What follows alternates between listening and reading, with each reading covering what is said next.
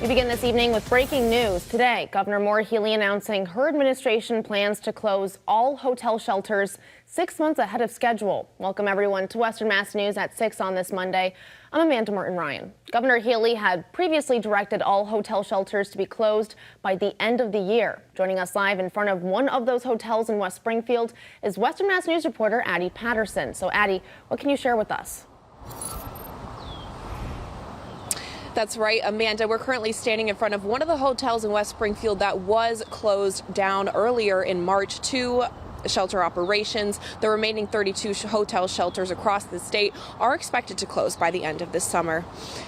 During summer 2023, there were 100 shelters in operation across the state. The governor crediting these decreases from 100 down to 32 right now to her administration's reforms made to reduce both caseloads and the cost of the state's emergency assistant family shelter system. The shelter system included a 6-month length stay requirement, workforce training, and job placement for residents, and increased case management to help families find stable housing. Lieutenant Governor Kim Driscoll also speaking out on the matter, saying, quote, "Closing hotel shelters is essential to making sure that families are set up for success and to save our state hundreds of millions of dollars a year.